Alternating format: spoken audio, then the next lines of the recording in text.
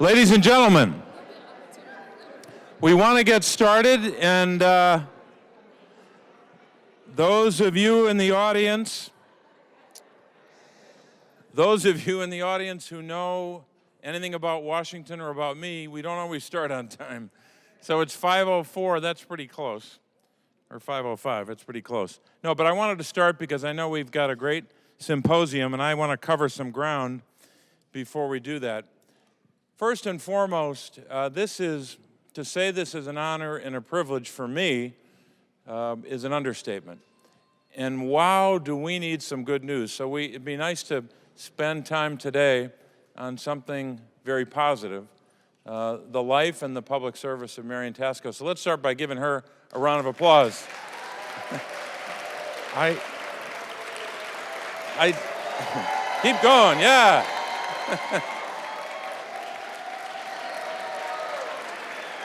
That is great. Let's go another 5 minutes. I was explaining to Marian that even though I knew where she was in the gallery, technically under the rules, you're not supposed to acknowledge people in the audience or in the gallery. So I couldn't say, "Hey, Marian, good to see you. Hey," because that would be a violation of the rules. There'd be, people running after me to knock me over or something. So the best I could come up with as a potential acknowledgement was this. That's about all. So I wanted to make sure that we started off by saying hello to her. So Marian, welcome. This is a great privilege for us to have this ceremony every year. And those of you who were here earlier, we had, of course, remarks on the Senate floor. And I'll make sure that anyone who wants a copy of that, obviously, Marian will make sure that you have a copy. But we're here to celebrate her life of service and her contributions to her community. And of course, her community is getting bigger by the minute. It's well beyond the city of Philadelphia, as you know. So we're going to have both a symposium and a discussion, and then we'll have a reception afterwards. We've always tried to construct this day so that you could come down from Pennsylvania or nearby and be able to get back on the same day if you want.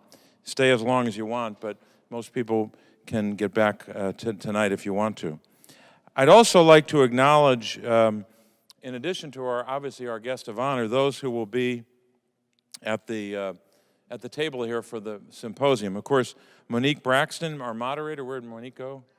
Over here. Monique, thank you very much for being here. I will have a fuller introduction of Monique in a little bit later. Congresswoman Alma Adams. Congresswoman, thank you for being here. From the great state of North Carolina. Thanks for doing this. We're grateful. Cheryl Parker, Councilwoman Parker. Thanks, Councilwoman. Thanks for being here.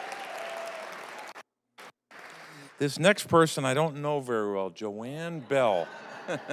Joanne, thank you for being here. And of course, Charmaine Matlock Turner. Charmaine, thank you for being here. I wanted to give you a sense of what this event has been about in the past and what it is today. This is, I guess, our 12th since I started here in the Senate in 2007. We have set aside this day every year, one day in Black History Month, to pay tribute, to acknowledge an individual who has made considerable contributions to society and to the African American community in Pennsylvania. This year marks the 12th celebration of this event. Councilwoman Tasco joins a distinguished list of honorees in receiving this recognition. They're listed in your program, but it's quite a lineup of individuals, and we're grateful to be thinking of them on this day too, those who have received this honor before. My office is proud to offer 2 paid internships in honor of the first 2 recipients of the Black History Month tribute. The Leon H. Sullivan internship is open to all Pennsylvania college students. The A. Leon Higginbotham Jr. internship is open to Pennsylvania students enrolled in law school or planning to attend law school. Our former Sullivan and Higginbotham interns have become law school students, of course. They've also become lawyers, they've become teachers, consultants, legislative councils, business owners, and nonprofit directors. So we're proud of those interns. We have some of our interns who are here, some past and present, and if they would stand and be acknowledged. I know that, yes, thank you very much.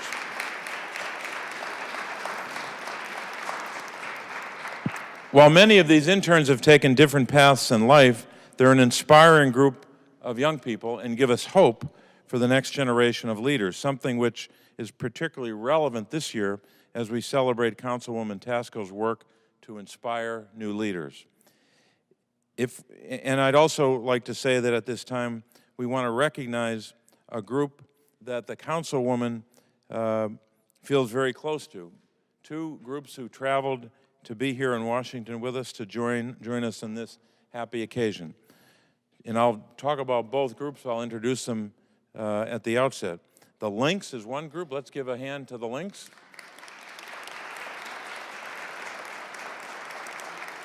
And the Delta Sigma Theta sorority. Thank you for being here. For those of you who don't know, I want to tell you a little bit about both. The Lynx Incorporated is an international not-for-profit corporation established in 1946. The membership consists of nearly 14,000 professional women of color in 283 chapters located in 41 states, the District of Columbia, and the Commonwealth of the Bahamas. It is one of the nation's oldest and largest volunteer service organizations of extraordinary women who are committed to enriching, sustaining, and ensuring the culture and economic survival of African Americans and other persons of African ancestry. The members of the Lynx Incorporated are influential decision makers and opinion leaders. It has attracted many distinguished women who are individual achievers and have made a difference in their communities and indeed the world. They are business and civic leaders. They are role models, mentors, activists, and volunteers who work towards a common vision to engage like-minded organizations and individuals for partnership. Lynx members contribute more than 500,000 documented hours of community service annually, strengthening their communities and enhancing the nation. The organization is a recipient of awards from the UN Association of New York and the Leon H. Sullivan Foundation for its premier programs. So that's a great tribute to the Lynx. The Delta Sigma Theta Sorority Incorporated is a private, not-for-profit organization whose purpose is to provide assistance and support through established programs in local communities throughout the world. Since its founding, more than 200,000 women have joined this organization. The organization is a sisterhood of predominantly black, college-educated women. The sorority currently has 1,000 collegiate and alumni chapters located in the United States, England, Japan, and in Japan it's both Tokyo and Okinawa, Germany, the Virgin Islands, Bermuda, and the Bahamas, as well as the Republic of Korea and Jamaica. At its recent 51st National Convention, held here in the district, more than 38,000 members registered and attended. So I'd like now to introduce someone you all know well, and then after that I'll make some acknowledgments, but I want to make sure if the congressman is here, he needs no introduction. You know of his great work in the General Assembly of Pennsylvania, his work as a representative and as a leader. No one on the planet knows more about the Pennsylvania state budget than Dwight Evans. But now, as he came into the Congress as this overqualified rookie, I told him last year, and I'll say it again, that he's the most competent, qualified rookie to enter the House of Representatives since Abe Lincoln in 1846. Congressman Dwight Evans.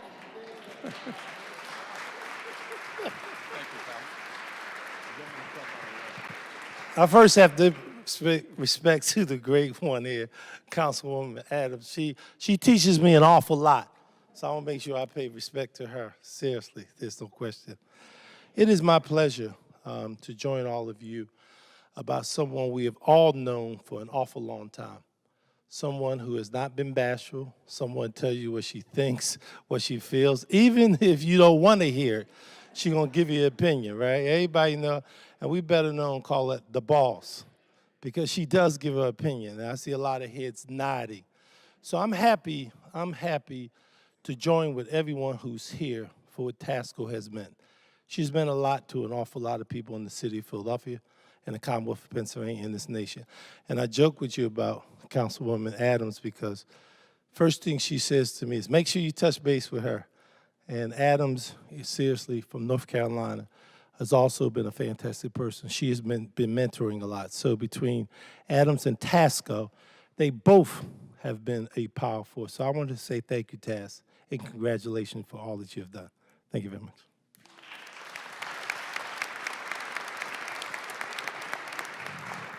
Great, thank you. You guys voting? Well, we will soon. We're voting shortly.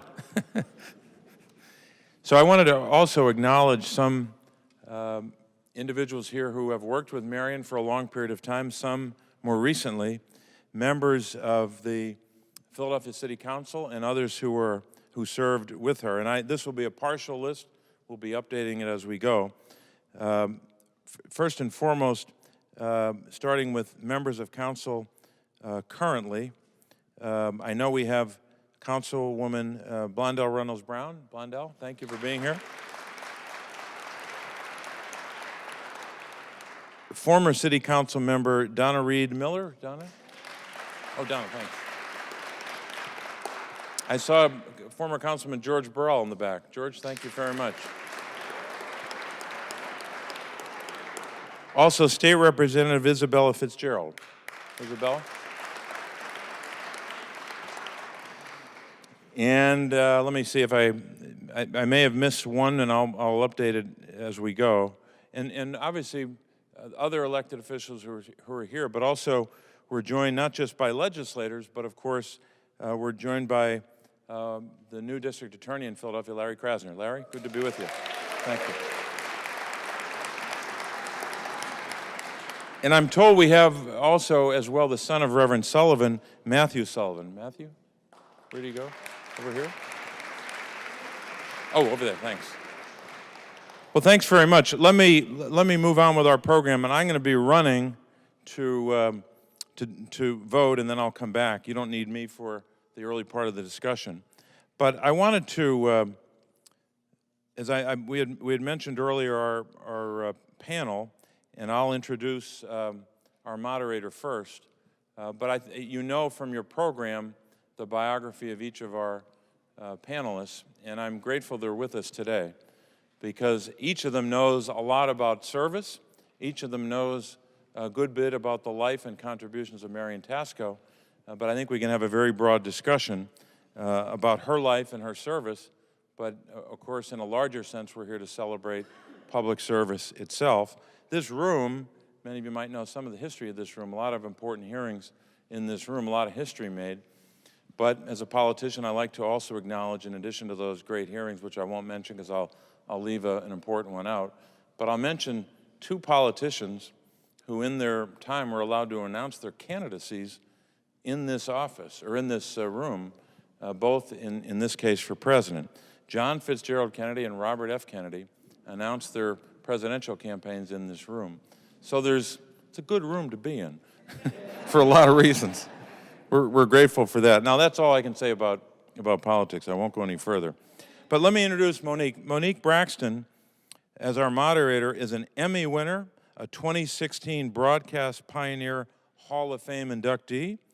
She's a Pennsylvania Association of Black Journalists 2013 Journalist of the Year.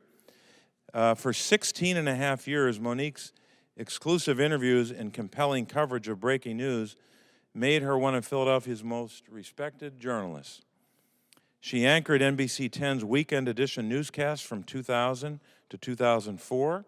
Prior to joining NBC 10, Monique was anchor and correspondent with MSNBC, anchored Sunrise on NBC, and was a contributing correspondent for the nightly news Weekend, NBC that is. Earlier in her career, she was a freelance journalist at WBAL-TV in Baltimore, Maryland, and morning anchor on News Channel 8 cable network here in Washington. While there, she anchored and produced the documentary Who We Are Military. She also served as the anchor and bureau chief as well as reporter for WAVY-TV in Hampton Roads, Virginia. Recently, Monique made a guest appearance on The Steve Harvey Show and Iverson, a documentary about the life of NBA basketball player and great Allen Iverson. In addition, she's a member of Delta Sigma Theta and the Lynx International, both groups that are here today. So Monique, thank you for doing this. Thank you for serving in this role, and take it away. Thank you, Senator. You want your water? I'll get it. I'll get out of the way here. Thank you so much, Senator. How's everyone this afternoon? Almost evening now. So we're going to move this program along so that all of you can continue fellowshipping. But I was told to acknowledge some more notable guests, and I'm so glad the Senator did half of the list for me. We have Father Martini Shaw from African Episcopal Church of St. Thomas. Wave your hand. Former Parks Commissioner and police officer who was the spokesperson for Philadelphia Police when I arrived in town, Sue Slauson. Two noted businesswomen from Philadelphia, Melanie Shaw and Emma Chappelle. And big business is in the room. Edward McBride and Ramona Briscoe Benson from PICO.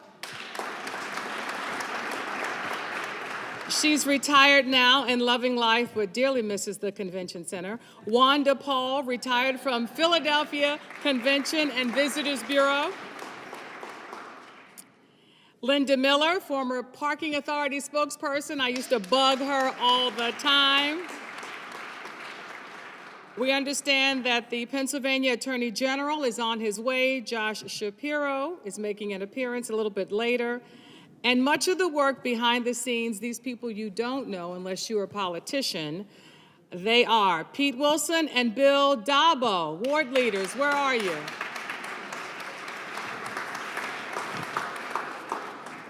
We're here today to celebrate someone I call a Philadelphia icon. And I'd like to thank the Senator, his office, and staff, panelists, Cheryl Parker, Honorable Cheryl Parker, for calling me and asking me to participate. On the train ride, you know how we journalists are. We have to ask for a conversation with other people, whether they want to talk to us or not. So I asked a few of my riders on the train, give me one word that describes the icon we're here to celebrate today. And this is what they said about you. You are tenacious, you're courageous, and you're fierce. I met Honorable Marian Tasco several years ago when I covered 3 young men in Germantown that helped an elderly woman escape a fire. She had hardly any clothing on. They took their sweatshirts off while they were at a track meet, Germantown High, and put their clothes on her and brought her out of the burning home. And guess how I met Mrs. Tasco? She was there to find them so that they could be honored in front of City Council. That was my first introduction to Mrs. Tasco. Our panelists today, I'm going to read their bios. They have been condensed just for time's sake. The Honorable Alma S. Adams, a representative serving the 12th Congressional District of North Carolina. Prior to Congress, she served 10 years in the North Carolina General Assembly, 9 years on the Greensboro City Council, and was the first African-American woman ever elected to the Greensboro City School Board, where she served 2 years. Dr. Adams taught art at Bennett College for 40 years.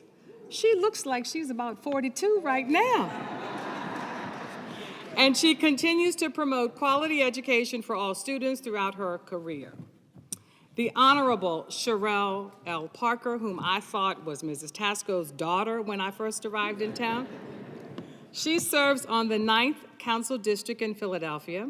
Prior to her election, she served 10 years as the state representative from the 200th Legislative District in the Pennsylvania House of Representatives. As councilwoman, her mission is to bridge the gap between the haves and the have-nots, and we're not talking about the show on OWN. She wants to create jobs and sustainability, neighborhood preservation, economic development, and equitable public school system and consumer protection laws in the city of Philadelphia. Joanne Bell. Ms. Bell is the director of Philadelphia office of the lobbying firm Puglisi Associates.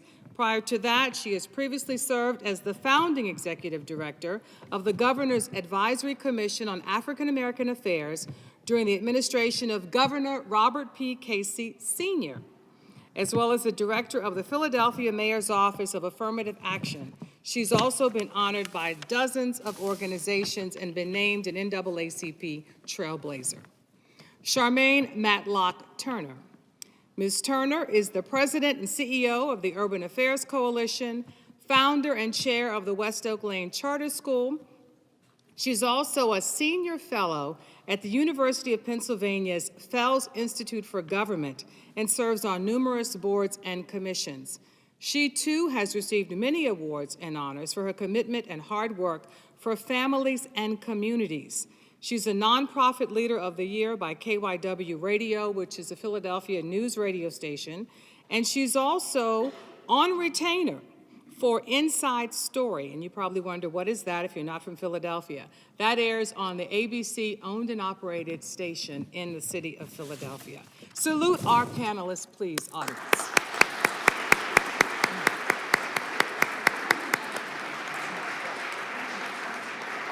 We're going to start with a 1-minute answer from each of you, starting with Representative Adams. How do you know our honoree today?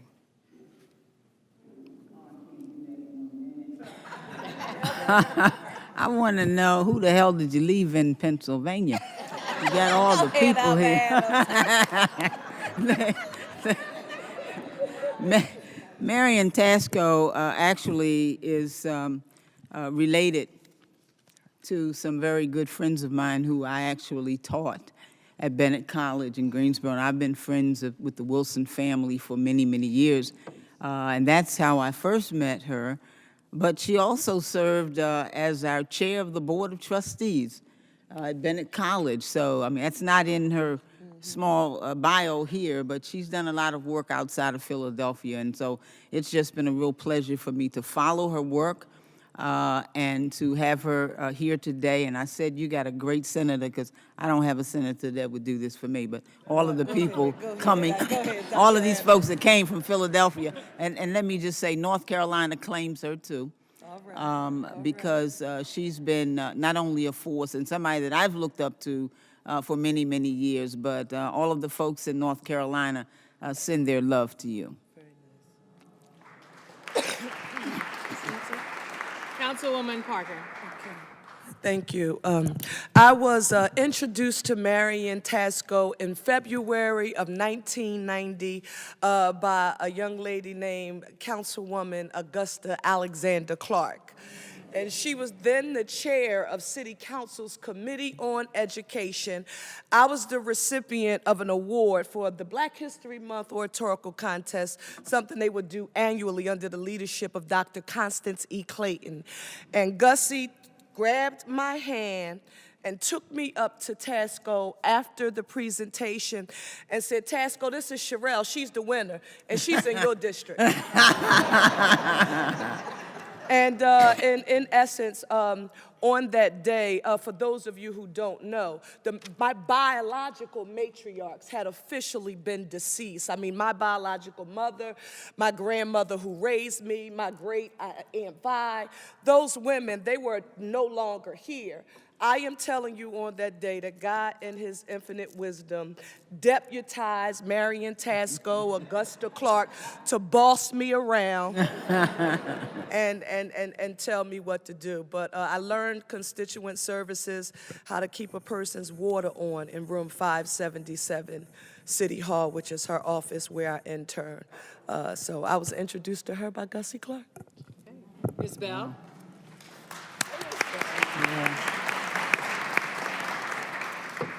I'm trying to keep it clean. Uh-oh. So I've known Tasco for over 30-something years.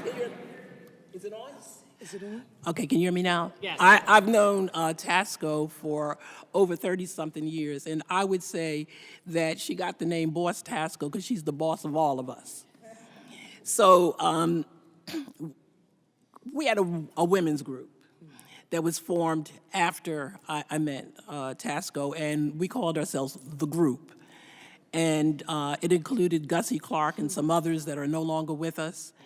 And we would go to people's houses and sit for hours, and we called ourselves being able to do politics. And it was always Boss Tasco giving us directions. We had to do campaigns that we didn't necessarily want to do, but she told us to do it. We had to call her up and ask her, who do we like now? And then we had to like them. And so I met Boss Tasco through politics. Very nice, Joanne, very nice. Mrs. Matlock Turner. Well, thank you. I mean, is there anyone who didn't meet Marian Tasco through politics? I don't think that there's anyone here who didn't meet her through politics. I think she was probably doing politics in Greensboro, maybe when she was like 5 or 6 or something. I think she's always been doing politics. And so I had a chance to meet my good friend Marian Tasco when I was working on my first campaign.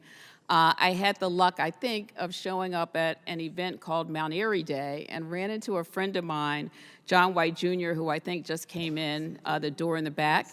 And he said, I'm running for office. Why don't you come and help me? And so I said, okay. I don't even think I asked, what are you running for? I just said, yes, absolutely, I'll be helpful. And I run into this woman who is something called a committee person. I had no idea what that was. And she said, I live on Temple Road. I live around the corner, and we're going to do a lot of work together. And so bring your baby over. Just come on over to the office. We'll work with the baby, but you have to help me out. And and from there, I learned how to knock on every single door on a block. It was called canvassing, and talk to voters and really tell them why it was really important to be involved in the political process. I think what I learned the most from that experience from Marian was how important it is to really connect with people, to really make sure that you not only share what it is that you are hoping for, which is their vote to support a candidate that you care about, but really to listen and find out why they would ultimately be involved and stay involved in politics for a long period of time. So Marian, thank you very much for everything you've done.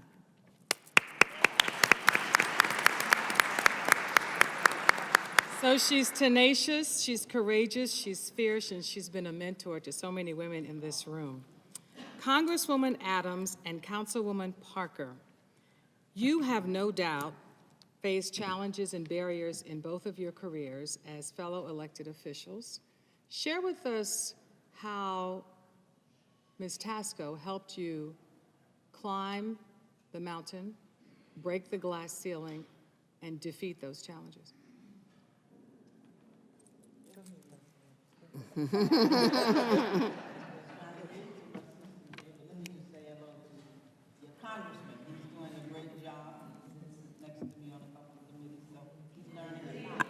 So he's learning a lot. Did you all hear that? Yeah.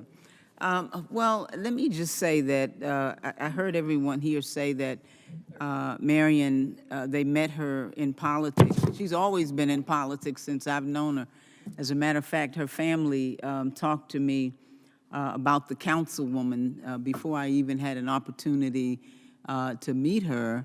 And I was just kind of starting out. I served a total now of about, I'm in my 34th year. 3 years, I am I guess a sophomore here, but with a lot of experience too. But I came here having been involved in Greensboro, and of course Marian spent a lot of time there because she has a lot of relatives there, and they always talked about her and the service. And so we've had an opportunity many times to talk about leadership and the kinds of things that not only were going on in Philadelphia, But some of the things that were going on in Greensboro that I had concerns about, I started out as an angry parent, and today I'm an angry grandparent. So, you know, you got to be concerned and committed about something that keeps you in this work. And as I watched her, and I talked to Angela a lot, and she would say, well, no. I said, well, is Marian going to retire? No, she's still doing it. She's still doing it. And so once I retired from Bennett in 2012, I could have gone home because I'd already served on the school board, the city council, 20 years in the North Carolina House. But when I look back and see the legacy of this woman and the fact that she keeps going, just like that bunny, you know, you just keep going. I didn't know about the boss lady, though, but now I've got a new term. But when you think about it, she's been a tremendous leader, and when you see people like Marian, clearly you want to be just like them and continue the work in your capacity that you see her doing. So I've learned a lot. I'm continuing to learn. And the fact that you got all these folks out here, I am just so impressed with what's going on in Pennsylvania, but also it's a fine tribute to you and the work you've done. Congratulate you. Monique, I would think it was pretty unique for me because by the time I meet Marian Tasco and Augusta Clark at 17, 18, I'm going into undergrad, I really don't know who I am. The only thing I know is that I dislike bullies. I've never liked them since I was in elementary school. I knew that I had this voice. Daddy would say, you know, here, look at Mary Mason. Here she go again, just talking, right? So we knew that there was something, but how to use your voice to advocate for those who people traditionally wouldn't listen to is a skill that you have to learn. Now, the next thing is extremely important because I don't know that I've ever said it to you before. But when you are mentored by very powerful and influential women, and this was a coincidence that we were all chocolate. We did not plan that out. It really just happened. I would often go out with Gus and often go out with Tasco or Jerry Walker. I mean, just somebody who had, you know, embraced me. And people would say, Lord, there's little Marian, or look at little Gussie over there, or look at little Jerry. And somebody who is not confident in who they are would get a shot of adrenaline from hearing somebody say, oh, look at mini-me. And Augusta Clark said to me, now, I want you to know that Marian Tasco and Augusta Clark don't need any mini-me's running around here, right? So instead of trying to listen to anyone who wants you to be a second-rate Augusta Clark or a second-rate Marian Tasco, how about you do what you can do better than anybody else in the world? Well, what is Augusta Clark? What am I going to do? And Tasco in the Amen Club. Tell Gus. You can be the best Cheryl Parker that you can be, and no one else can do it better than you. Now listen, quickly, this is why that's important. Sometimes when people consider themselves as mentors to you, they are only comfortable with you when you do exactly what it is that they tell you to. The minute you have a thought that runs antithetical to something that they believe in, you have committed treason. So, that's what you didn't do it. You didn't do it, right? You didn't do it because you didn't require that. But that was a very good lesson for me. That when you consider yourself to welcome someone else into your space and you're going to mentor them, don't create puppets. You want independent thinkers who will grow and eventually even disagree with you, John White Jr. I saw you come in here somewhere, right? Somebody. But those are the kinds of people who you want to have around you. Thank you. Thank you.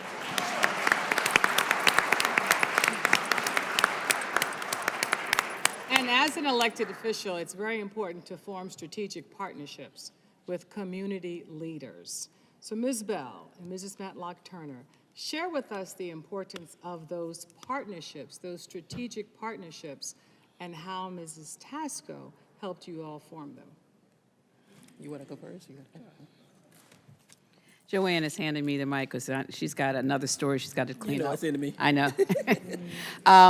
I think the part about Marian that a lot of people know is she is a terrific, terrific leader in helping people get elected to office. She's great at identifying talent, understanding the politics around how do you get to 51%, and then driving that, right, Larry?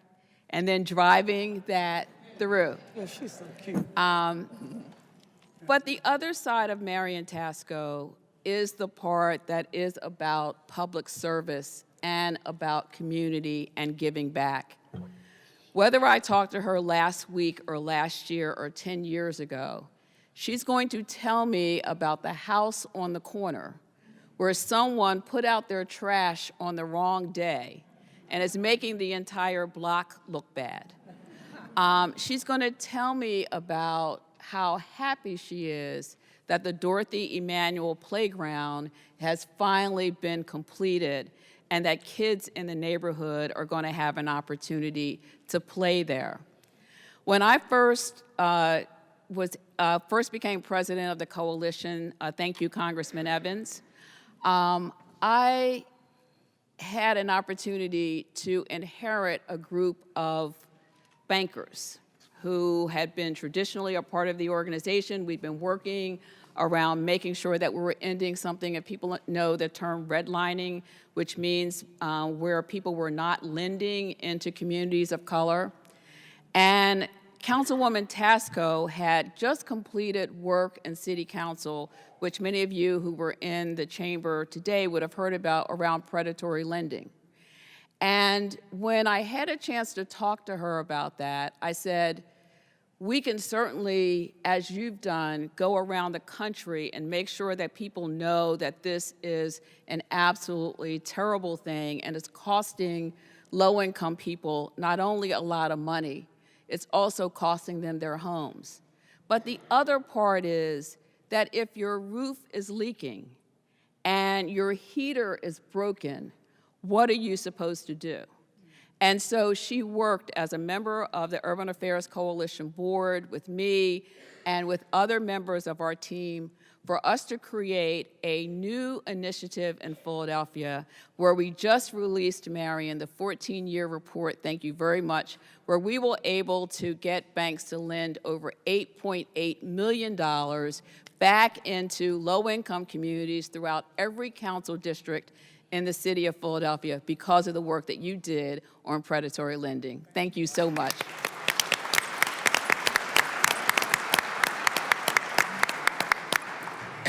So I sit on the board of one of the largest behavioral health nonprofits in Pennsylvania. And we every day figure out how we can make this organization stronger, better, to serve people in our community. And we knew that we wanted to move into senior housing. And through the work with Marian Tasco's office at the time, we located a old abandoned apartment complex called Lindley Court. So our first thing was we saw a sign out there and we called and no one would answer us. And we called again and we called for months. And so finally I said, let me call Marian and see what she can do. So maybe an hour after she called, we got a call back from the bank that owned it. And they began negotiations, and then it got quiet again, and we didn't hear from them. So I called Marian again. I said, those people never called us back. When they did, it was the next day, and the guy said, wow, I don't know who you know. But the president of the bank called me. Because Marian called Bill Gray, and Bill Gray was on the board, and Bill Gray called the president of the bank. Wow. And that's how we got the building. Amazing. And so we got the building, but it didn't end there. So now we have to package the dollars to get the building. And we had never done this before. This was our maiden voyage. And so it requires money from the state, money from the city. We had to have the matching funds. So I called Tasco. I said, well, now we need money. So Marian talks to Michael Nutter, and we're in the package. So now we need money from the state, and my organization at the state is working, and Marian's working with Shirley, Senator Kitchen, and some of the others. And so this is the story that I want Marian to remember. So the day that they took the vote on the committee in Harrisburg, we had one of our members sitting in the committee. So he calls me on the cell phone. I call her. She's sitting on the floor of council. I said, we got it. We got it. So a few hours later, she's in with the council president, and they're having a conversation, and his phone rings, and he tells her he's waiting for some good news. And he picks up the phone, and he says, what? What? We didn't get it. And so Marian says, well, I got mine.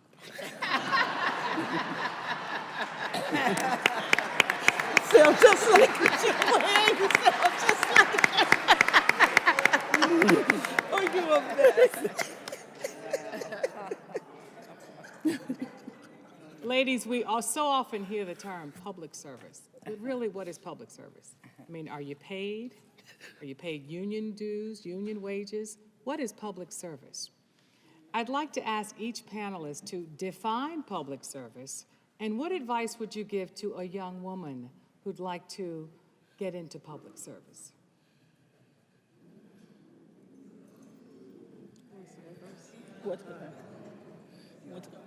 What's the first? I've been serving quite a long time, and I think that for me, it's been about giving back. It's been about making sure that opportunities are available for people who are less fortunate. I grew up in the ghetto of Newark, New Jersey. My mom did domestic work. She cleaned other folks' houses so I wouldn't have to do that. But she taught me early on to care for other people. I had a sick sister who died at 26 years old from sickle cell anemia. And I can remember the many nights and mornings that we got up and we got our health care from the emergency room. So for me, public service is really about making sure that opportunities that I may not have had, but I know that people need. It is about the service that we render and making sure that other people have what they need. It's about working for the least of these. It's about making sure that there's equity and fairness in this process of governance. It's about fighting on behalf of the little people. That's right. And if you're not invited to the table, I just have to think about what Shirley Chisholm said. You bring in a folding chair, and you sit there. That's right, Dr. And you Adams. sit there anyway.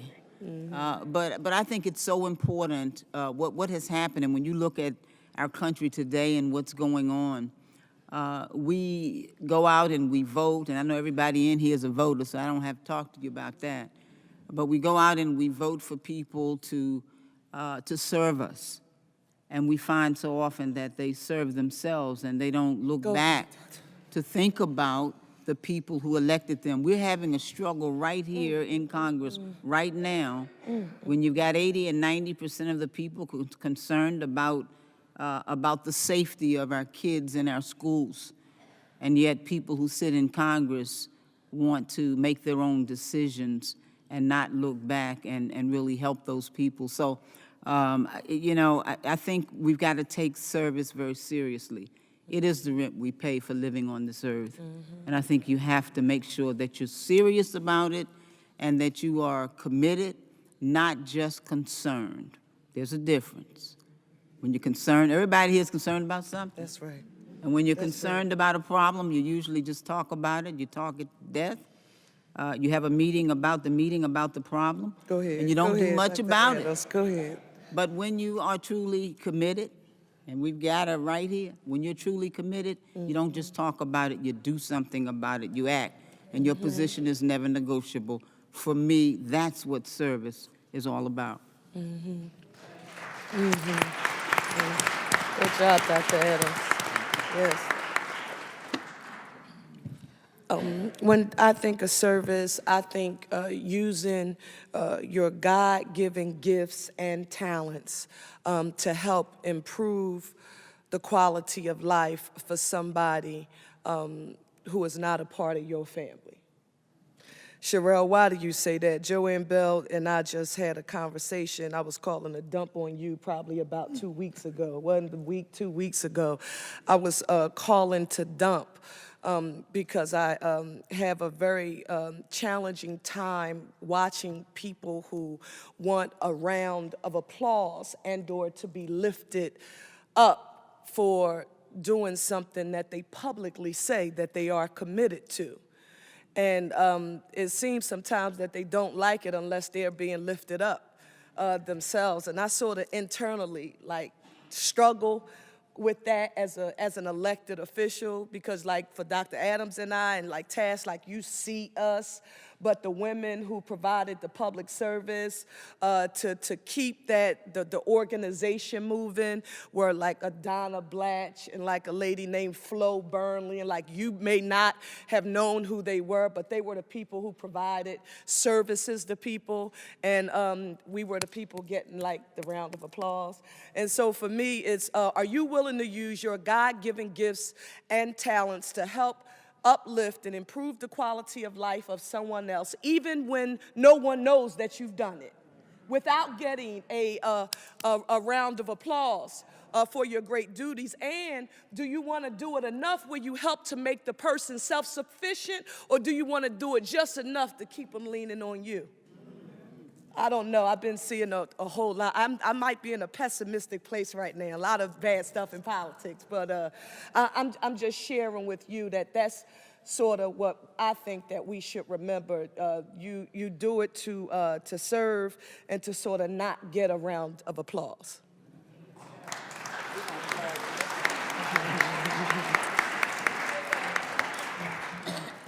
Ms. Bell? So I talk about mentoring a lot. I talk about mentoring young women. I'm really committed to that because I was mentored. I'm one of 7 children from a working class family from Brooklyn, New York. And there were women all along the way that helped me get to the next step. Today I have sayings that I do a Gussie quote and a Marian quote almost every other day. I'm in a meeting and I'm quoting those great philosophers. Because Gussie said, or Marian said, and just like they said. And I want young women to be able to take something away about what Joanne says too. It's important to know that you've left something when you walk away from this earth that's not all about you, and that you're giving to people. And I'm particularly sad at this time frame because I read an article of a story going on of an 11-year-old on a bus getting arrested and handcuffed. And we've been talking to the mother, and she comes from a military family, father's in the military, the mother's a military person. But it was the kids who were fighting each other. It was the little girls on the bus who were fighting each other. And we've got to reach them, that there is such, they don't feel good about themselves. And if we don't feel good about ourselves as women, and particularly women of color, we can't pass that on. And so we have to start feeling good about ourselves as women of color and as women in general. And there's a movement in this country that says that we are going to start doing that. And we have to work really hard. And so all that I have to give that's left is going to be working with young girls and women to help us move forward. And so that's where I am at this moment. Mm-hmm.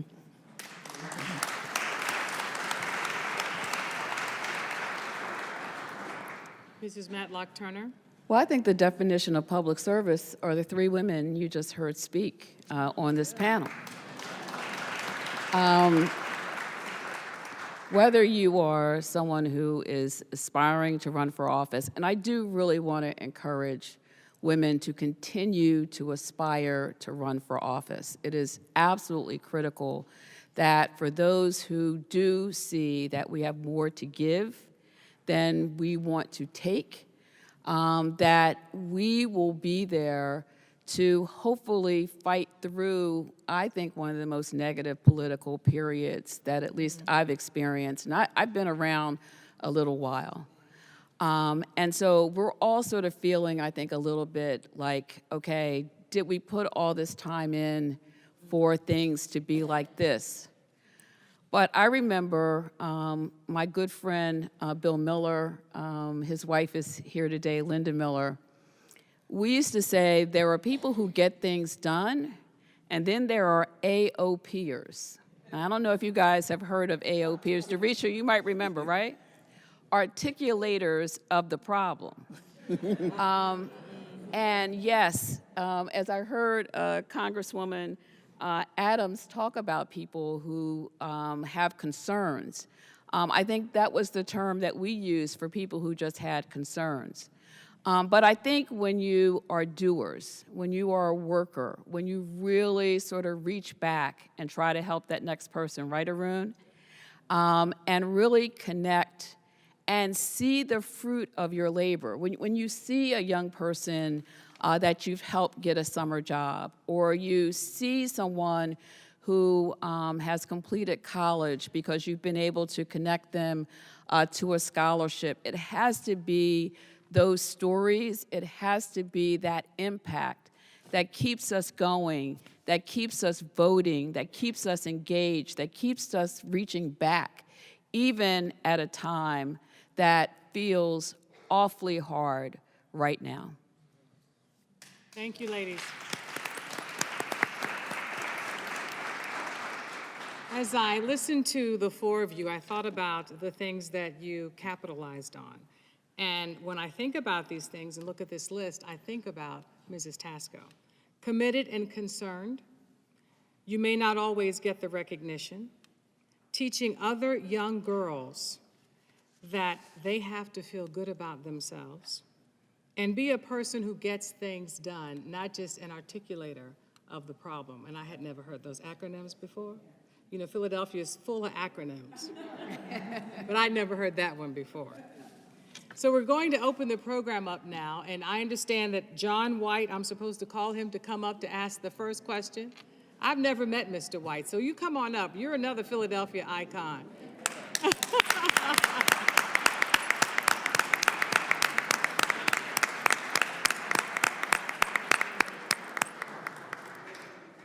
So we're opening the floor for questions for just a few minutes.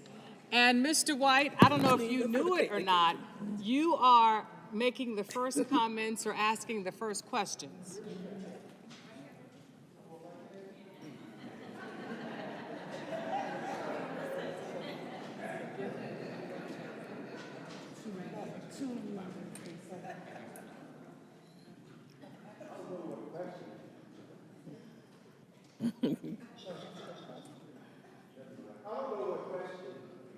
They expected me to ask, because that's not what I was asked to do.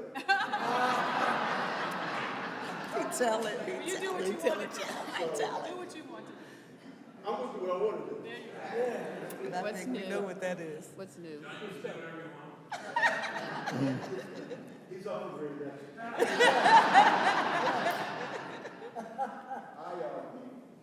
I just want to comment about three people briefly.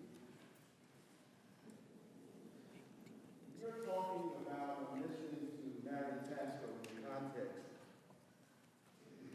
of her influence and her politics and her power. That's the result of all that took place before.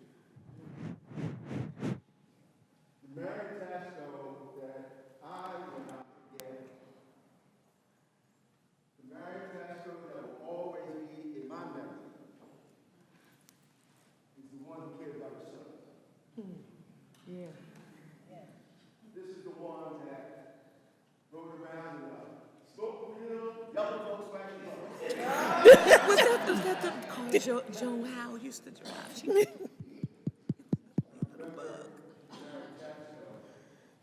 Who's working with community groups and community organizing before she got into politics.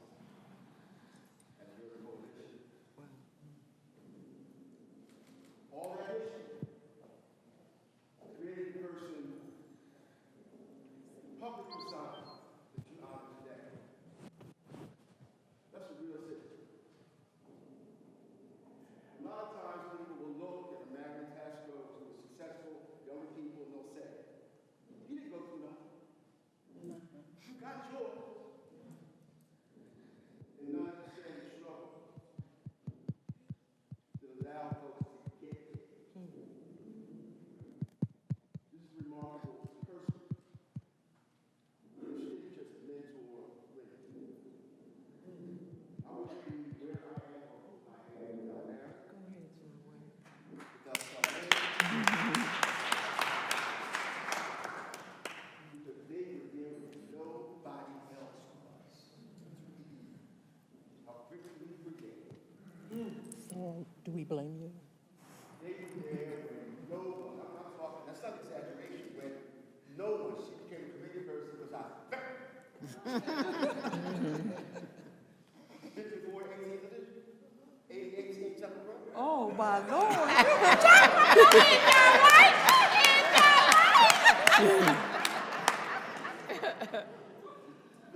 At the same time, we're here today because of the invitation of the Senate. His background speaks to where he is today, too. Because his father, as governor, formed the most diverse cabinet in the history of the city. It was one of the most. Yep. He employed the most black people. Even great governor. Before, I'm talking about no one has matched him yet. Yes. not only have the responsibility to act, but they also have the authority and the courage to act. Black History Month is not an event or an affair that we look forward to 1 month out of the year. In practice, making Black history every day, just like his dad did.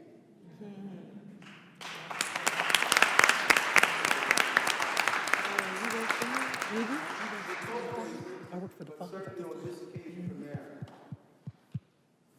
this was an opportunity for us to be a little different. There's a story in Luke where they say that Jesus was on his way to Jerusalem. And away off, there were 10 lepers. And they cried out to him, "Lord, heal us." He told them, "Go on about your business. You're going to be just fine." On their way, they were healed. Only one came back. He fell prostrate before the Lord and said, "Thank you." Every day that this woman has served, trust me, she was the one of the 9 that came back and said thank you.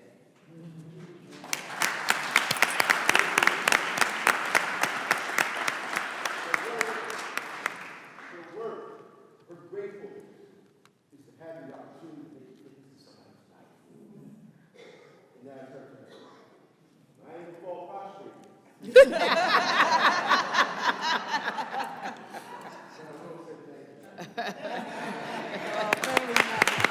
Look, she was adamant about that. Yes. She was adamant about that. You better I see why you're so loved by Philadelphians. Let's open the floor now for some questions. Now y'all can ask questions. You've taken us to church, so you're done. This young gentleman, Jeff, is going to hand the mic to those who'd like to ask a question. Would anyone like to have a question? Or if you'd like to just do a 30-second salute. 30 seconds to Ms. Tasco. See, I couldn't cut off Mr. Green. I never met him before. Ducky, 30 seconds. 30 seconds. And this timing you, man Ducky. has kissed you, ladies in the room. Usually he works the Smile room, like kisses 30 everybody. Please do not be offended. Do not put Me Too online and Ducky Bird. And- He is not Well- offending anybody. But you got 30 seconds, Mr. Bird. I'll make it easy for you. There's nobody in here that worked with Marian Tasco like I did. Go ahead, Doug. Go ahead. That's 30 seconds. That's enough for me.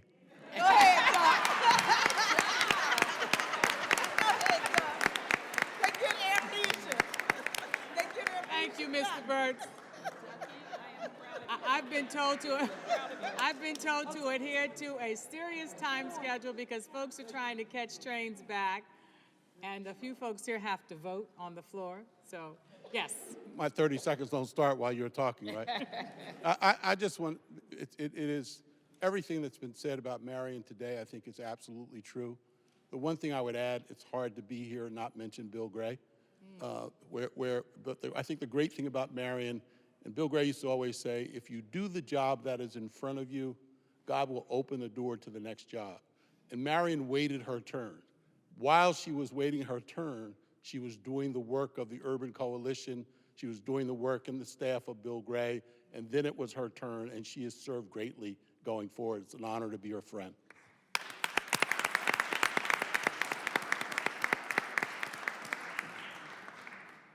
Well, I think it's fantastic for me to follow behind George Burrell because if it wasn't for Marian Tasco working with Congressman Gray, working with George Burrell, I would have never gone to Africa and Israel in 1985 because of the work that you said we needed to do.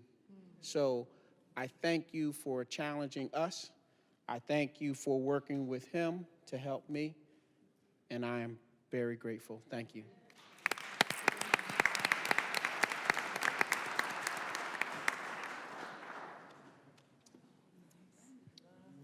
I'm Melissa Maxman, and I live here now, and I am one of Marian's first mentees. I worked on her first campaign in 1983, I think, when you were running for commissioner, and I wouldn't miss this for the world. I'm so proud.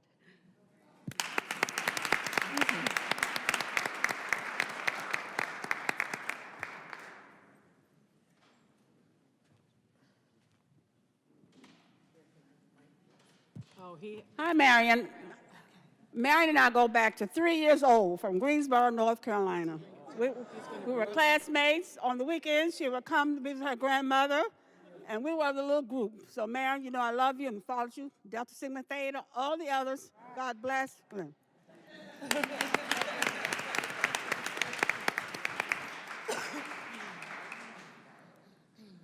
Thank you. Hi, everyone. I'm Rosalie Day, and I'm Marian's line sister. Marian's supposed to be retired. Marian's busier now, I think, than she's ever been. Marian and I, we pledged, she's one of 15 people that pledged back in 1983. It was at 83, we celebrated 35 years, February 5th of this year. Barbara Thomas is one of the 15. Barbara, stand up. We're here to represent the 15 ladies that pledged. 4 women have passed on, and some of the other women are sick. And Julie was going to come, but she was under the weather. So the 2 of us are here to represent the 15 women. Marian? Nice. All I can do is ditto everything that has been said about you this evening. You're busy. You've done all of those wonderful things for the community. And I just want to thank you and congratulate you and wish you all the best. And just keep on doing what you're doing. Keep on looking well. Yeah. And just congratulations and good luck. Okay. Okay.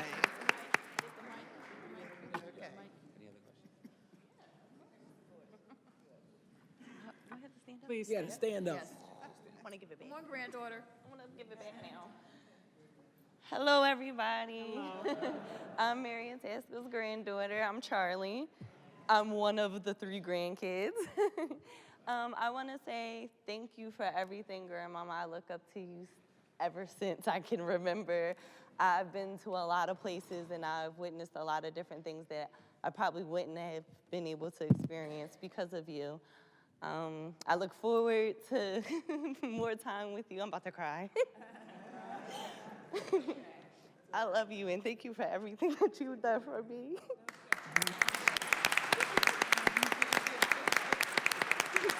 Cheryl looks like a great house. Doesn't she?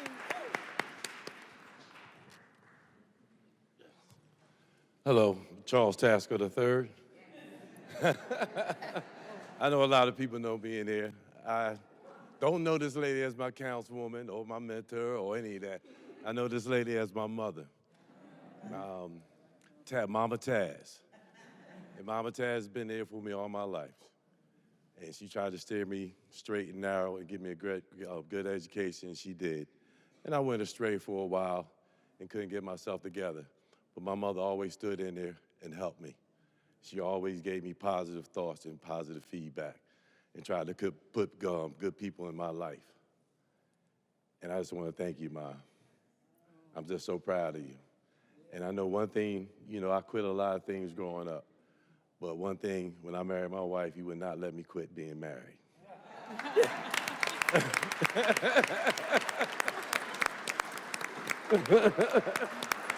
So I've been married 27 years to Claudia, and we have 5 kids, 3 grandkids, and I'm just so happy, and I'm enjoying life now, working, and everything is just so beautiful. And thanks everybody for supporting and honoring my mother. Thank you.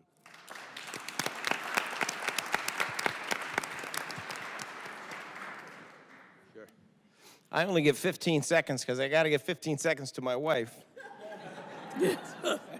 Marian Tasco adopted my wife when she had no political support and made her a judge, which made sense because she was a political talent. And then she adopted me and I had no political talent and she made me a DA. So the 2 of us, thank you sincerely for latching on to hopeless causes and making them successes. Thank you so much.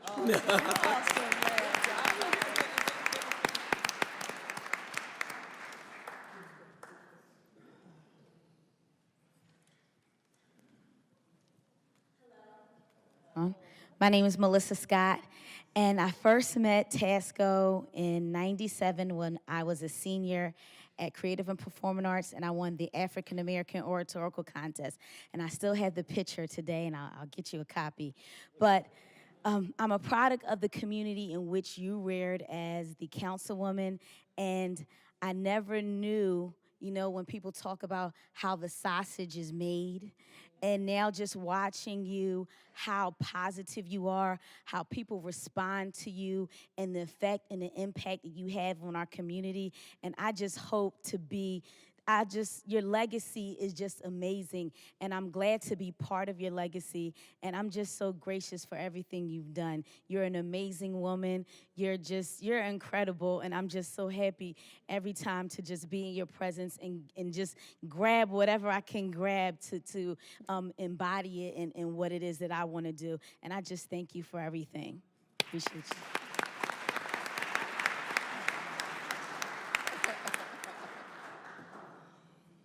So we have 2 more. 2 more ladies, and then we got to cut it off. Good afternoon, everyone. Afternoon. My name is Blonda Reynolds Brown, and I pride myself as well as being one of Tasco's mentors. Yes, she is the boss. And I cut my teeth in political fundraising because as city commissioner and a member of Bright Hill Baptist Church, she pulled me aside and said, I need you to work with me. And so I thank Marian for that. Secondly, my awareness, understanding, empathy around being an African-American woman in elected politics started with Tasco. I would follow her into forums, and the first thing she would say is, there are no women on that head table. I got that from Tasco. And now I do not walk into any room without looking to see how diverse it is and looking to see if there are women of color in positions of leadership and responsibility. I thank Tasco for that. You're welcome.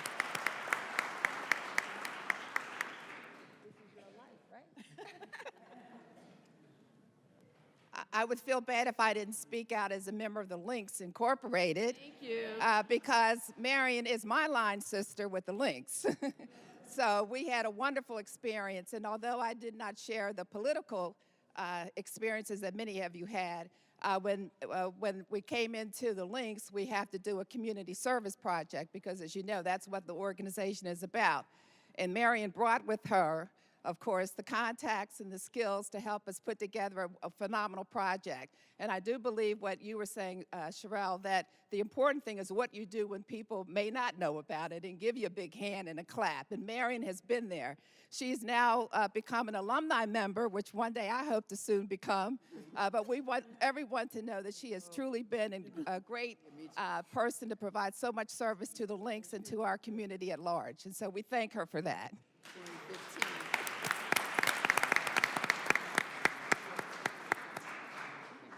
Yep, Yes, you can say something. Good evening, everyone. And Good evening. Good evening. I've been in Marion's life for some measure of time. And you know how you first get together, you say, well, we'll be together 3 years. Then it becomes 5. Then it becomes 10. Then it becomes 20. And we've been together, and I'm telling you, every day's been a good day. Oh, I'm making men cry. And you know she's rough, though. But nevertheless, like I said, every day's been a good day. So once again, it's just appropriate that she should be honored for the contribution she made to women. Yes. And I'm a chauvinist. I'm gonna tell you, everybody kind of know me to be somewhat of a chauvinist, but she has made a structured contribution to women. Yes, yes. And human rights. So once again, I'm honored to be part of the group. And working with all of you, most of you I know through the years. And I believe it's an honor for me to be with you. Senator.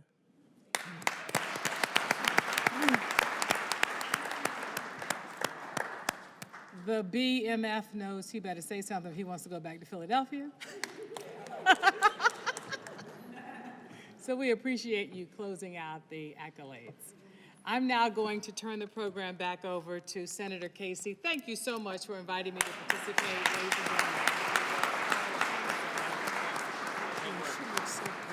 and gentlemen. Well, let's hear from Monique. Thank you for doing that. Great work. We can sit here and listen to him. I'll have a few closing comments, but I want to make sure that we leave enough time for the guest of honor. Before I bring up our guest of honor, I was in and out. We had a vote, and I had to stop along the way to do some things. But I missed if he was here earlier.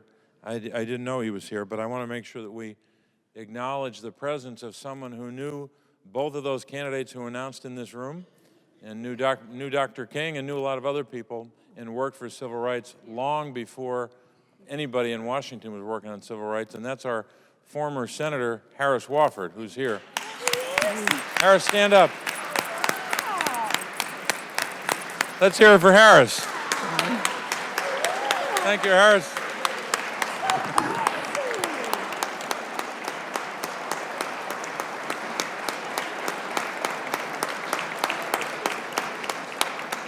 Harris is about to be greeted by the guest of honor.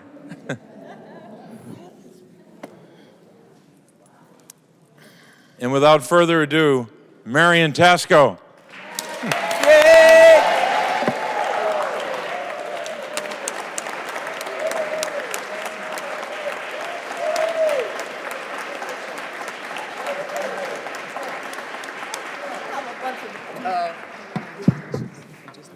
Oh boy, I'm telling you, I'm not gonna give a speech. I wrote one, but I'm not gonna give it, okay? The day is long, we left early this morning. I just wanna say thank you all. Thank you so much for taking time to be my friend. I've enjoyed all of you. I've enjoyed working with you.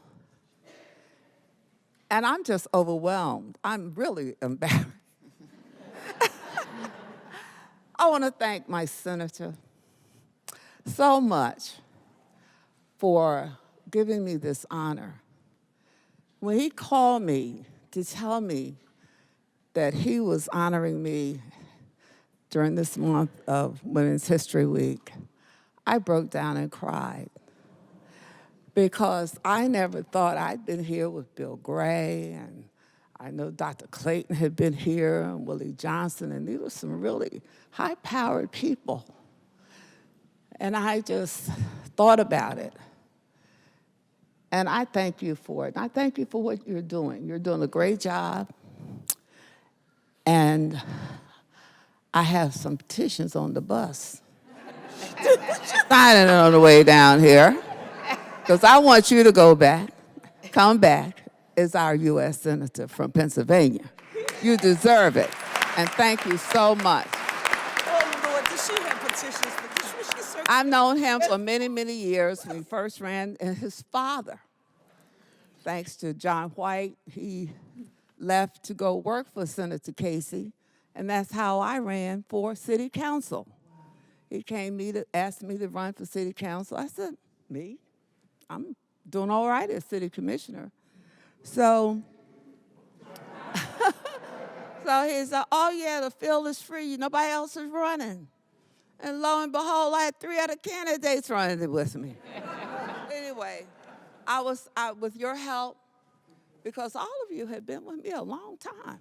The Deltas, the link's pretty short, but all the people from the 50th Ward, the committee people, I just appreciate all the work you've done in the community because it's important for us to maintain the quality of life in our community. So I thank you for being with me. And because I'm not reading my speech, I'm rambling. I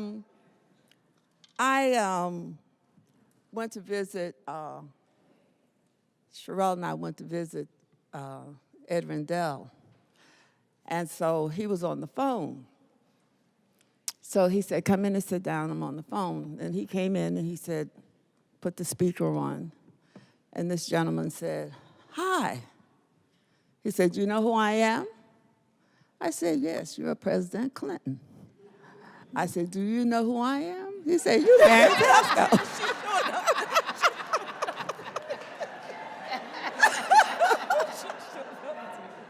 So we had a good time chatting that day. And I want to say about my friends here who came to talk about me. To talk about it. Alma Adams and I, as she said, go way back to Greensboro, North Carolina.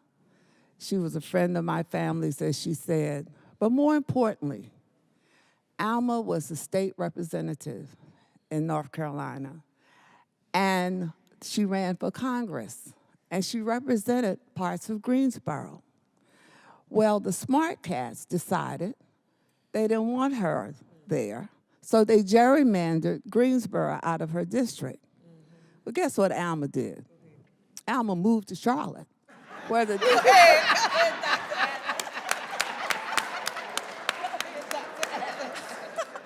and she is the congresswoman from that area, doing a fine job. And you see the hat she had on? She must have 1 million.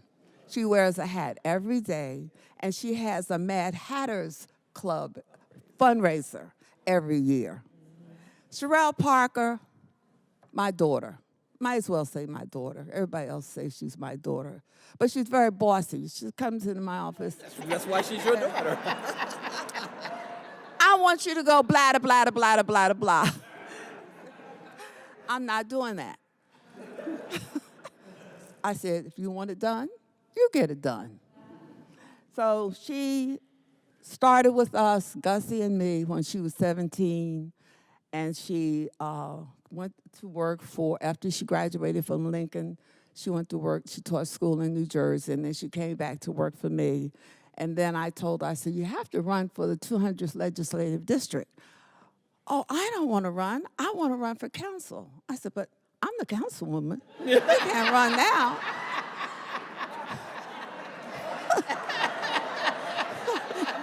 Ain't a lot of there. So you have to run. You have to run for the state legislature. And she did a fine job. Was in leadership there for 10 years. And then Joanne Bell, I met her when her son was 2, or maybe still a baby. He wasn't born. And she wasn't even born, and she's been bossing me around forever. But a good friend, a good mentor, and someone who gives me advice when I need it. And when I need to talk, we talk about things, and we travel together. And I appreciate your friendship, Joanne. And certainly she knows a lot of people in Philly, and she can get a lot done, guys who want to be running for office, okay? And then there's Charmaine Matlock Turner. Again, John White, who are you?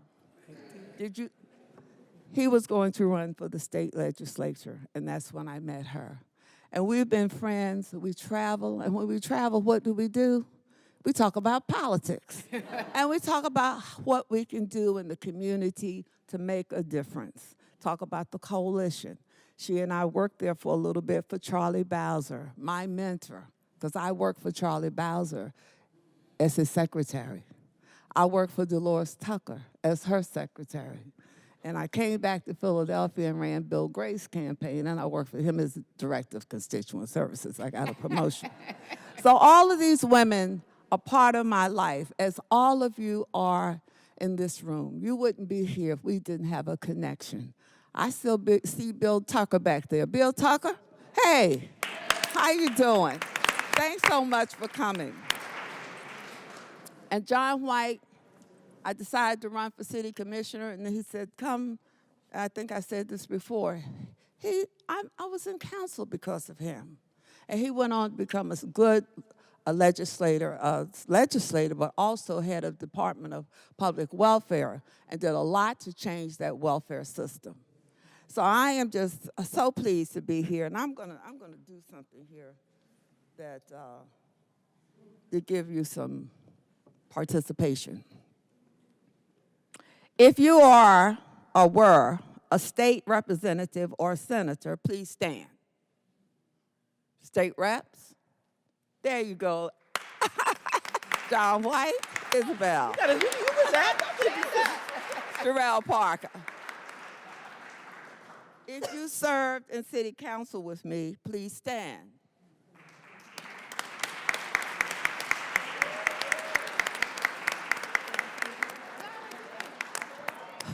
If you're currently on city council, please stand.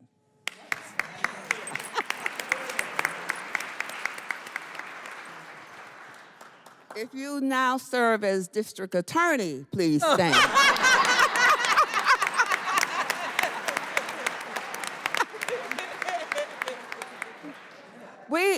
It's not Marian Tasco, and I keep telling him, I didn't get him elected. It was Joanna, Kiwana, and all the women in Philadelphia who came down to that press conference and spoke out and said, this is our candidate. That's how you got elected, because the women did it.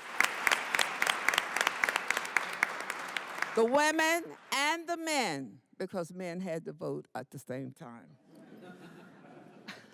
If you are a committee person in the mighty 50th Ward, please stand. Uh-oh, that's the whole...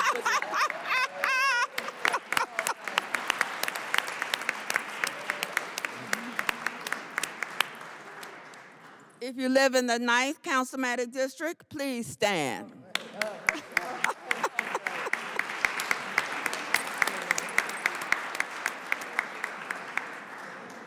If you work for Wills Eye Hospital, please stand. Okay, now.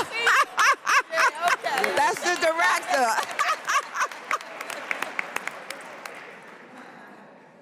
If you were a member of my staff, please stand.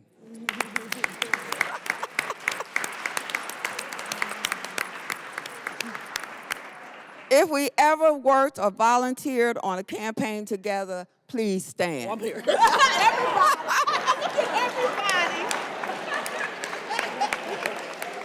Did you say the whole room, Joanne? The whole room. If you are a candidate for the 200th Legislative District, please stand.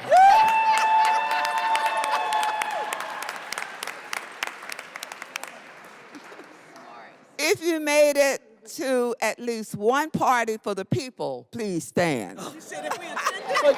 That's everybody.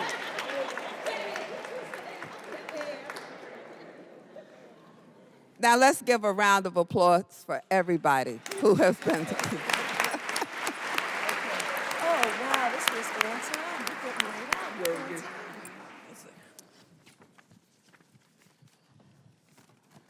You see, you all have stood by me over the years as I did what I thought was right. On behalf of the people I stood for, represented or served for nearly 50 years in some form of fashion. While I will never be able to compensate you for standing with me, I hope that you will know that our standing together was never in vain. Many of you stood by me when I wasn't an endorsed candidate. You stood by me when I refused to be a sellout. And you stood by me when the predatory lenders were going to we wanted to throw the predatory lenders out of the city. You have always stood with me. I am proud of you. I thank you so much. I'm proud of my family. Thank you for supporting me and being with me, and my son and his family. They're great folks. And let me introduce this lady right here. This is Claudia Sherrod. She ran and runs the program in Southwest Philadelphia on Port Breeze. Stand up, your community organization. She is Claudia's mother, Claudia Sherrod's mother. Okay, I'm going to end if I can find my closing. I just got overwhelmed with all of your accolades and the wonderful comments you made about me. And I am very pleased that you came today. I can't find it. I'll read it to you the next time I see you. That's good. I like that. I could have been a comedian too, you know. But Here comes Josh. it was a good. Marian, Josh is coming in the door. Who? Josh Shapiro. Oh, come on in, Josh. We'll give you a minute.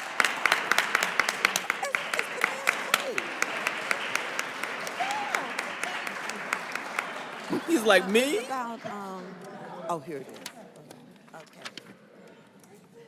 I found my closing, but let's Josh speak first. Josh Shapiro and I go way, way back, because I had to spank him one time. It's great. It's great. I won't tell him why, but we ended up being very good friends. So, I know he was going to do something. I called him on the phone. Have you lost your mind? So he said, I talked about what he did, and he straightened that out. But he and I have been friends for many, many years. He's from the county, and he is now our Secretary of Attorney General. Attorney General. I don't, that's because you just got here. They've just really given me all accolades. I'm out of sorts, okay? But in any case, I want you to come up and say a few words. Got to be brief, no matter how long it is. So good to see you. Good evening, everyone. Good evening. I'm embarrassed to be late to Marian Tasco's party, but it is wonderful to be with you. I've been meeting with my fellow attorneys general about how we can work together to protect each and every Pennsylvanian's rights, and so that's what we've been up to here. And I couldn't be more proud to represent you. I'm especially proud to be here with Senator Casey, our distinguished, wonderful senior senator. And couldn't be more excited to honor my friend Marian Tasco, who has shown me the way. And when I've been on the wrong way, she's reminded me of that and got me back on the right way.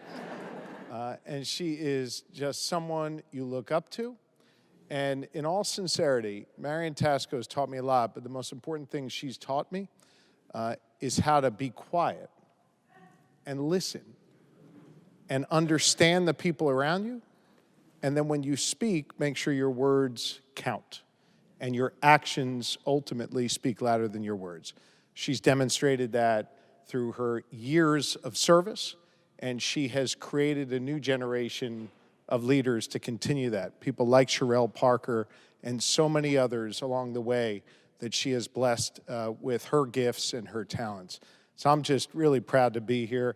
I got a little official proclamation for you. It's probably nothing compared to what Bob Casey's gonna give you, so I'll just hand you that and tell you we're real proud of you, okay? Nice, that was cute. Thank you so much. I thought I'd bring this poem this evening because it would be appropriate.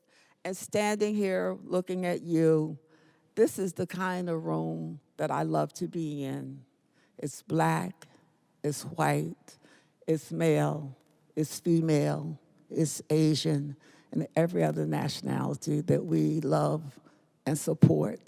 And I want our country to stay diverse. I want it to stay diverse. I want to close with this poem. Thank you so much for coming. I didn't want to make this not, it's, how do you say it, very proper and sophisticated, but I'm not. Sometimes I can be, but today is such a fun day for me, and I'm having a good time. So thank you so much. But let me leave you with this poem. It's called The Bridge Builder by Will Allen Drumgoole. An old man came along a highway.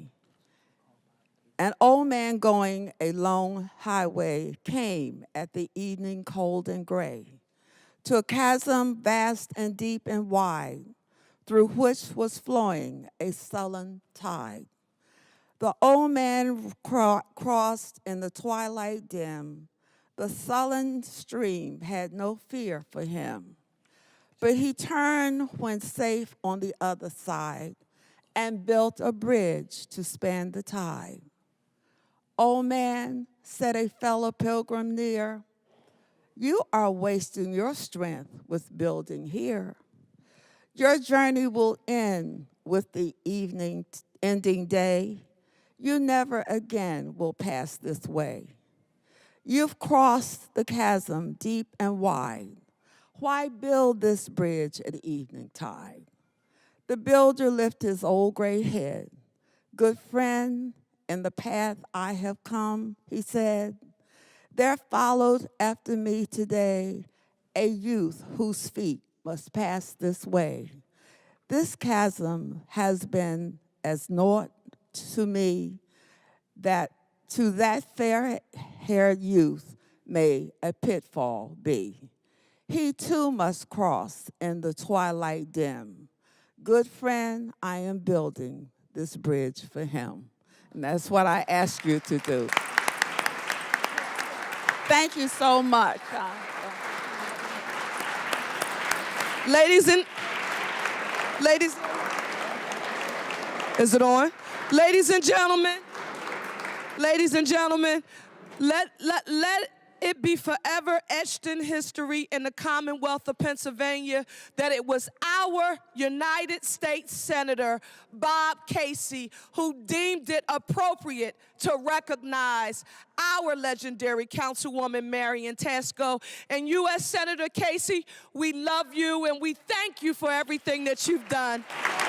Monique Braxton, thank you. Thank you. Wow. Yeah, you did it good. I really hesitate to say anything more, but I do have some thank yous I got to get to. Marian, you got some? Go ahead. I have to thank people for helping put this together. All the folks who were helpful, the staff, of the senator. You were just grateful and wonderful. Cheryl staff, Heather and Kiasha,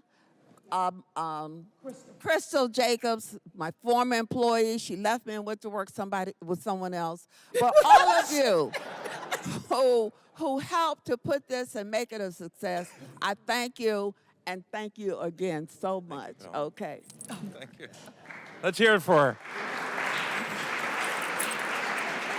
Now we're gonna get to reception in a moment, but I do want to. And the bar is actually being set up. That's good. I didn't say that because I'm Irish, but you need a bar once in a while. First of all, I want to thank everyone for being part of this celebration. I'm telling you, with what has been going on in our country and what's been happening here in Washington, we needed an event like this. We needed a day like this to celebrate what's right with our country. So Marian, thank you for giving us that opportunity, because we needed a boost today for lots of reasons. So I want to thank Monique again for her moderator work here today, leading the symposium. I know I missed a lot of it, but we have video. I want to thank Congresswoman Adams for being here. I know she had to leave to vote with Congressman Evans. We want to thank her for being here. I also want to thank the Councilwoman Parker, again, for her leadership, her great public service, and being part of our panel. Let's give her a hand. Joanne Bell, let's give her a hand for being here with us and celebrating this great public service that Marian has done. And Charmaine, thank you for being here with us. We're grateful. I want to say in a personal way how moved I was by what John White was saying. Yeah. We didn't necessarily tell him exactly what to say. We just said if you can make some comments, and it was so kind of him to say such nice things about not only Marian, but also about me, and as well as my father. I'm grateful for that. Sandra Myers, where's Sandra? Sandra right here. Sandra, stand up.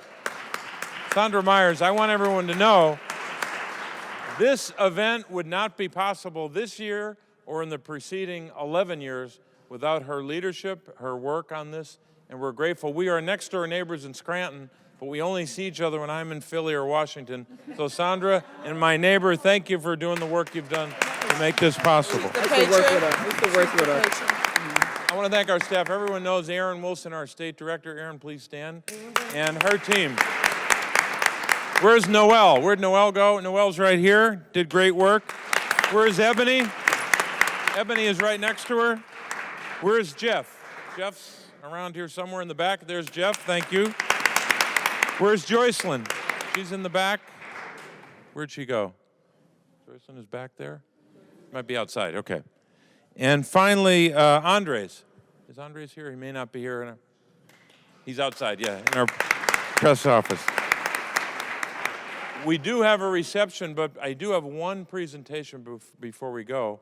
I have a gift for Marian Tasco, and here's what it is. It's an engraved pewter Senate tray, and it is right here. Noelle, thank you for making this available to me right on time.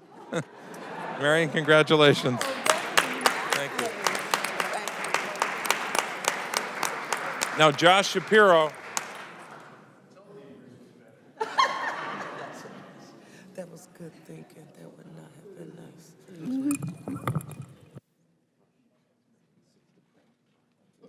Thank you. I was a little worried. Oh, okay.